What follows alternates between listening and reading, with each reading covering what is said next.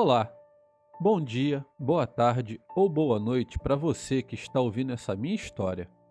Eu vou contar para vocês um fato terrível que aconteceu na minha vida e de como eu matei o lobisomem que atacou a minha família.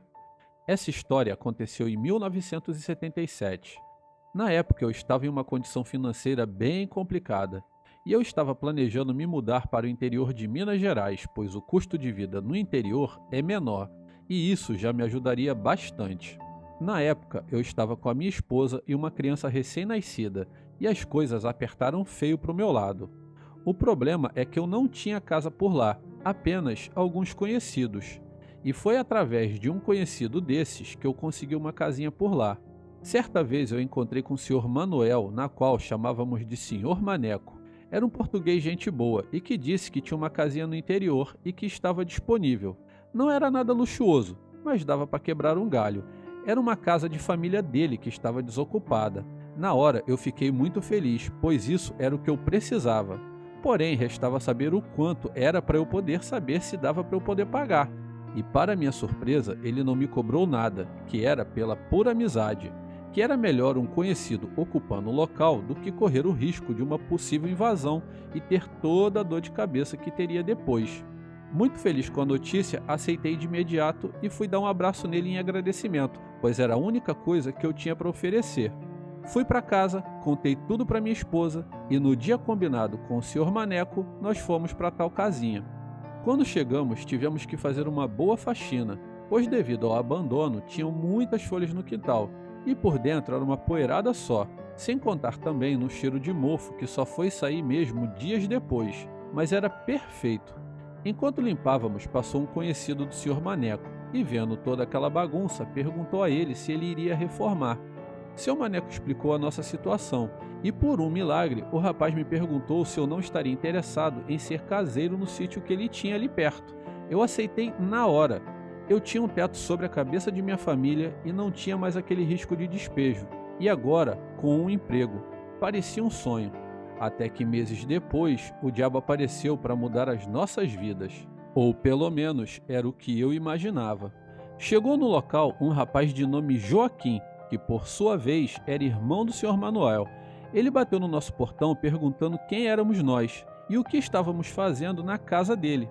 Sem entender nada, disse que estava vendo um engano, que aquela casa era de um amigo de nome Manuel e que ele havia cedido gentilmente à minha família e eu.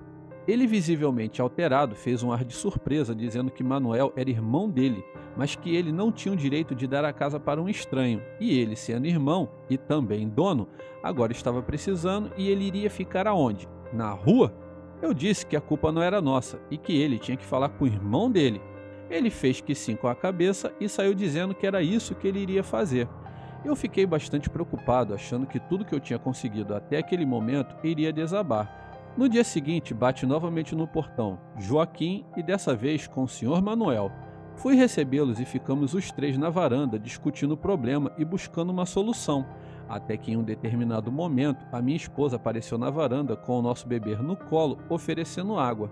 Joaquim parou de falar na hora e olhava fixamente para minha esposa segurando meu filho, e como num passe de mágica, o próprio Joaquim disse que estava tudo bem, que poderíamos ficar com a casa, que ele ficava lá com o irmão dele e depois ele dava um jeito. E se levantou chamando Manuel para irem embora. O senhor Manuel e eu nos olhávamos sem entender nada. Eu lembro que ele passou pela minha esposa, olhou nosso bebê e disse: Linda criança, cuidem muito bem dela. E saiu. Perguntei o que tinha acabado de acontecer e o senhor Manuel apenas disse para não se preocupar, que o irmão dele era assim mesmo, meio doido, que antigamente ele vivia sumindo de casa, aparecendo somente dias depois, e por vezes semanas, até que ele um belo dia sumiu de vez, que ele sempre foi temperamental assim desde criança, e que agora apareceu novamente, e assim a vida seguiu.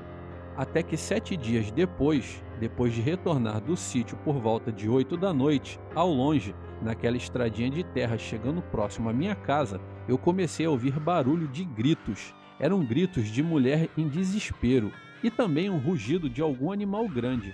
Conforme eu ia me aproximando, os gritos e todo aquele barulho iam ficando cada vez mais perto. Só eu me dei conta, era na minha casa. Eu joguei a bicicleta no chão e fui correndo entrando pelo quintal. A porta da minha casa estava semi-derrubada por algo que deve ter se jogado contra ela.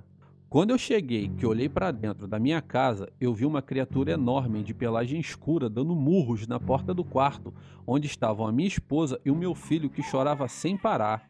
Aquilo parecia um cachorro gigante. Como eu sempre carregava na cinta uma pequena faca para serviços no sítio, eu peguei ela e, sem pensar duas vezes, eu pulei sobre aquele bicho e comecei a esfaquear ele sem parar. Eu dei quantos golpes eu pude com aquele ser se debatendo e tentando ao mesmo tempo se defender e tentando me morder, até que ele desistiu e saiu de porta fora. Eu gritei perguntando para minha esposa se eles estavam bem, e ela disse que sim. Então eu mandei que ela não saísse do quarto até que eu voltasse. Então eu corri, peguei um lampião, um facão e saí atrás daquele demônio seguindo seu rastro de sangue por dentro da mata que tinha próximo. Até que em uma velha casa abandonada eu encontrei aquele animal encurralado e sangrando muito. Ele ainda tentou me atacar novamente, mas já estava muito fraco. Então eu fiz o que tinha que fazer e terminei o serviço. Chegando em casa, minha esposa disse que eles só não foram pegos porque ela já estava no quarto com meu filho e que quando ela ouviu o barulho na porta achando ser gente, ela correu e trancou a porta do quarto. No dia seguinte, enquanto eu arrumava a porta, Joaquim bate no portão de casa novamente muito nervoso, dizendo que a polícia tinha achado seu irmão, o Sr. Manuel, morto em uma casa com sinais de facadas ou algo cortante. Na hora, o meu coração disparou.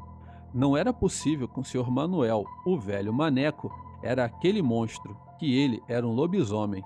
Depois, com calma, Joaquim contou a história de Manuel. A mesma história que o Manuel tinha contado sobre ele, só que ao inverso. E por conta desses surtos que Manuel tinha quando era criança, que ele foi embora deixando tudo para trás.